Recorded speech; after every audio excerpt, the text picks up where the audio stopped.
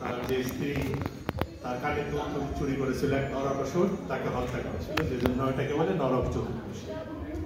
আর একই দিনে ওই মানে আজকের এই দিনটাতে অ্যাকচুয়ালি আমাদের দিনটা তো শেষ হয়ে গেছে, দিনটা ছিল গত সোমবার দিন। তো যাই হোক, আমরা সংকল্প করি ওরকমই আমাদের জন্য আজকে। তো আজকে অনেক ঘটনা ঘটছে, মহাভারত, রামায়ণ সবকিছুই। রামের বনবাসের পর আজকে দেশে ফিরে আসছে। তা আমি আজকে যেটার মধ্যে বেশি বলি, আরেকদিন আপনাদের শোনাবো যে নরক চতুর্দশী। এর আগে আমি বলছি এখানে, কিন্তু ওই যে ব্যাপার একটাই আমরা মনে রাখতে পারি না। এবার মার কাছে আপনাদের জন্য প্রার্থনা করতে হবে যাতে আপনারা মনে রাখতে পারেন, সেই জন্য প্রার্থনা করতে হবে। এই যে কালী মূর্তি আমরা দেখছি আজকে, এই কালী মূর্তি কিন্তু এটা একটা খুবই বিতর্কিত, তাই না? আর এটা এমন একটা রহস্য এখানে কালী মূর্তি, যে নগ্ন রূপে একটা মায়ের আমরা পুজো করি, যার 10 ভাবে উনি আমাদের দেখা দেয়। সবচেয়ে বড় কথা হচ্ছে সে এত বড় সুপার পাওয়ার, দশম মহাবিদ্যা, যেটাকে ঢেকে রাখা যায় না, সেজন্যই উনি নগ্ন। তবে এই শ্যামা কালীর যে বর্ণনা বা যা পাওয়া যায়, তাতে কিন্তু উনি নগ্ন না, স্বল্প বসন। সেটাই আমি আসছি।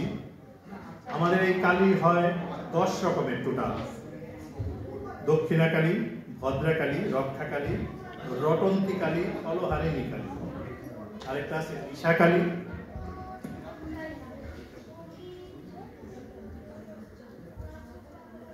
কালীও আছে, আসছি আমি।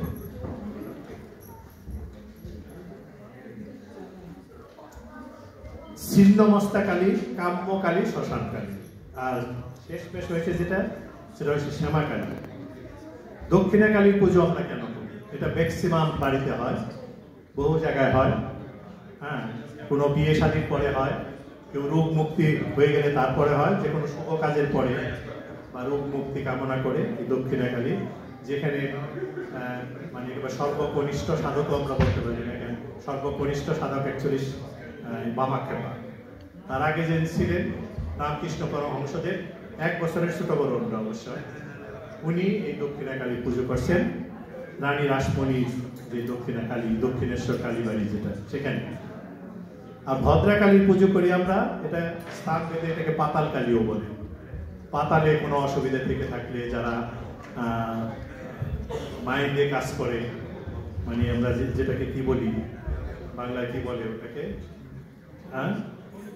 খনিতে যারা কাজ করে, তারা এই কালী বিশেষ করে পুজো করে, ভদ্রা কালী, যেটাকে পাতাল কালী।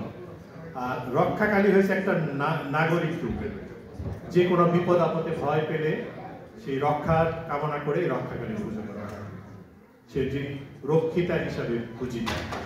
রটন্তী কালী করে একটা পুজো আছে, এটা মানুষ করে অ্যাকচুয়ালি সন্তান লাভের আশায়। যাদের কোনো পুত্র সন্তান না, কোনো সন্তানই নেই, তারা এই মায়ের পুজো করে। কারণ এটা একটা মাঘ মাসের কৃষ্ণ চতুর্দশী তিথিতে একটা চতুর্দশী, এটাকে বলে রটন্তী চতুর্দশী। বিশেষ করে ওই দিনই এই কালীর পূজা হয়। আরেকটা আছে ফলহারিণী কালী, গৃহ ধর্মকে সুপ্রতিষ্ঠিত করার জন্য।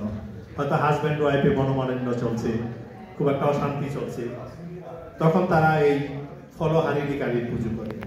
আর নিশা কালীর পুজো করে যারা, তারা হচ্ছে বিশেষ করে জেলে সম্প্রদায়, যারা রাত্রে গিয়ে মাছ ধরে।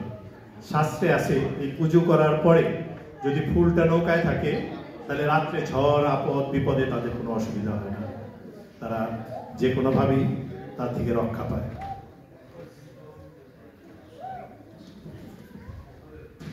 আরেকটা আছে খুব ভয়ানক রূপ, যেটাকে বলে ছিন্নমস্তা কালী।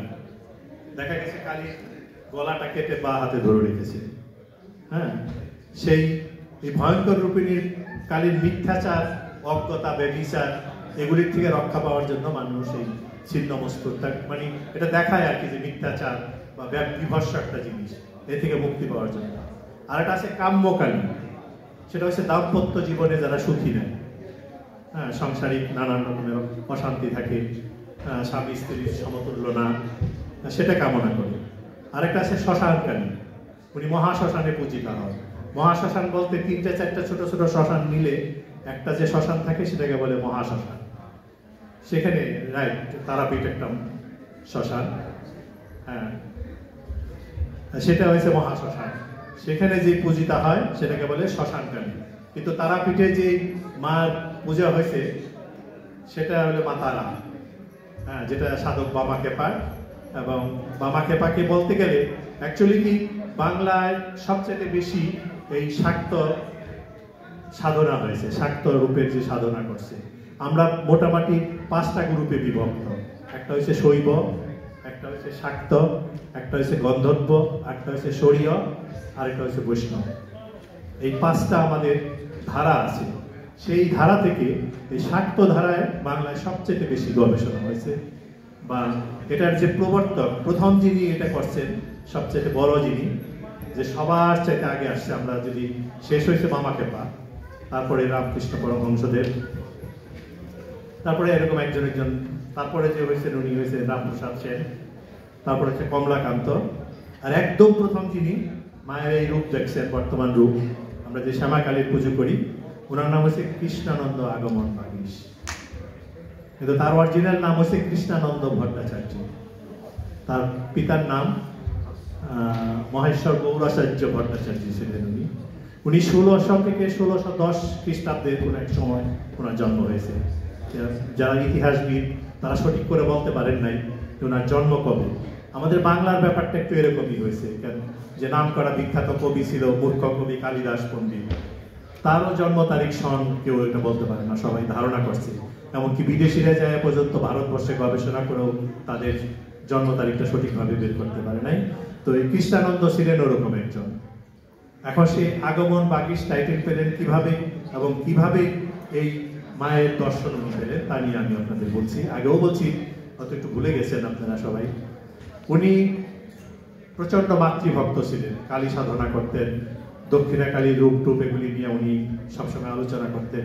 ওনার আরেকটা বড় জিনিস, সেটা বাংলায় যারা গ্রাম থেকে আসছে তারা হয়তো